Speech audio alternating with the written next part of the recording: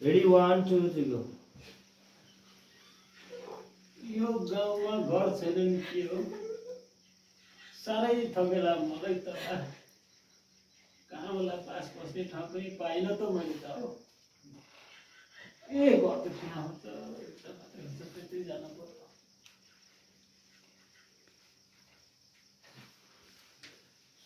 Hello घरमा को हुनुहुन्छ हेलो को हुनुहुन्छ घरमा हजुर भन्नु न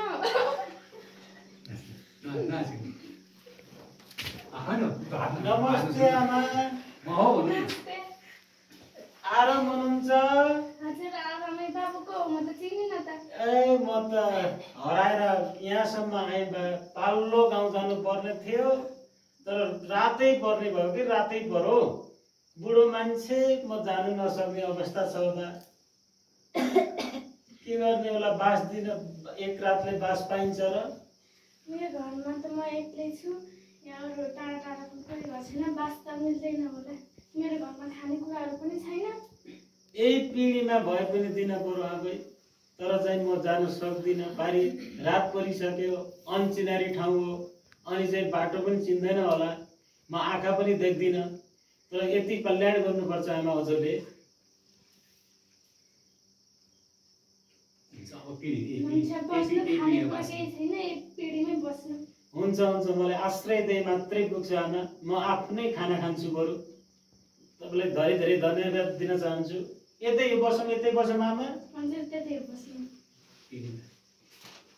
त्यसो भए म यही पिँढीमै बास बस्छु एक रातको लागि र खानेकुरा भन्नु छैन भन्नुभएको छ मैले आफ्नै ढुङ्गो पकाएर खान्छु आज आफै के रे ढुङ्गा कसरी पकाउनु ढुङ्गाको खिचडी राम्रो बन्छ के रे आफै हुन्छ मलाई पनि हेर्नु छ पकाउनु ल ल त्यसो भए म पकाउँछु आमा है त मलाई ओदान दिन सक्नुहुन्छ र ओदान बाहिरै छ दाउराहरू पनि ए ठिक छ यही हुन्छ के रे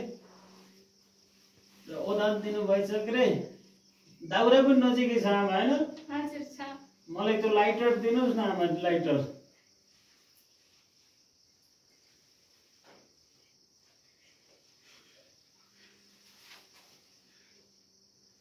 आगो त बन्यो आमा मलाई पकाएर खाने एउटा भाँडा दिए हुन्थ्यो कसौडी दिए हुन्थ्यो आमा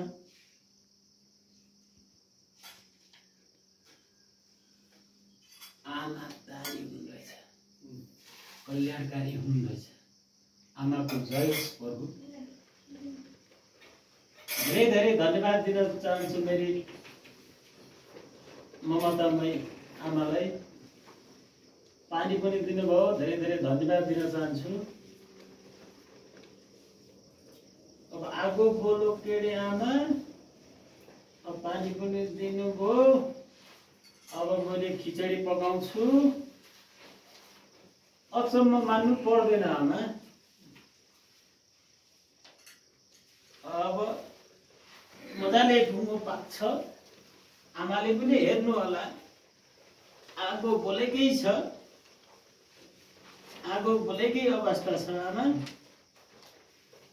अब यो पुरै मजाले पाक्छ आमा मजाले हजुरले पनि थोरै चाख्नु होला आमा यसमा थोरै नुन दिए धेरै राम्रो हुने थियो आमा थोरै नुन दिए अचम्म हुने थियो धन्यवाद धन्यवाद आमा धन्यवाद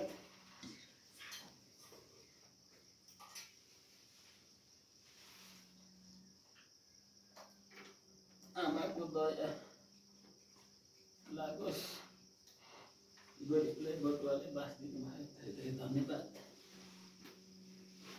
मेरो ममतामय आमा जस्तो मान्छेलाई धेरै राम्रो होस् गरिब आमालाई यसमा थोरै चामल दिन पाए कस्तो हुन्थ्यो होला आमा हजुरले पनि चाख्ने भनेको छु सँगै बसेर खाउँला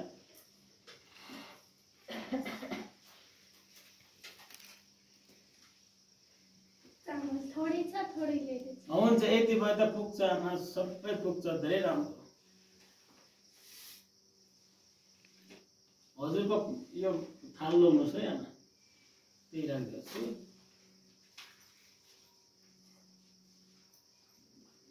अब पाक्दैछ, अब मजाले पाक्छ यो आमा। थोरै घिउ हाल्न पाए धेरै अचम्म मिठो हुने थियो, स्वादिष्ट हुने थियो आमा।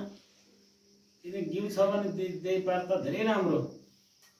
तपाईँ हामीले बसेर खाने अहिले आमा।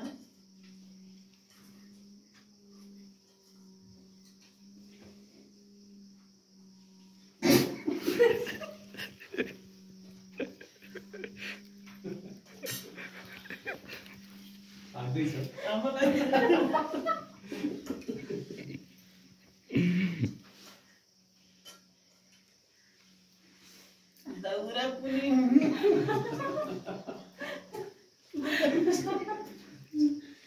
सुनेको दाउरा हुन्छ नि त, उताएरै मारौ।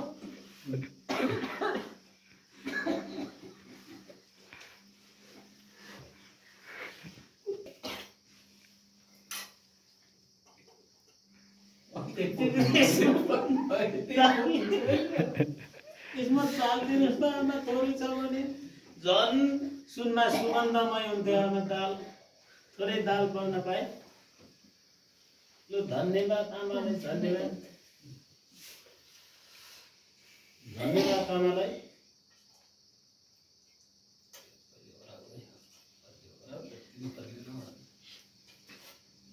धेरै धेरै धन्यवाद दिन चाहन्छु आमालाई।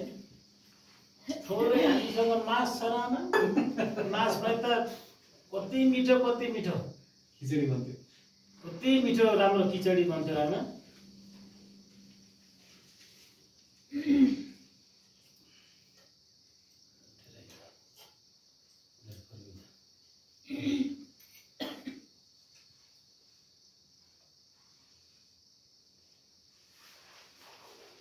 पक्केकै छ, पाक्ने रेडी भएछ।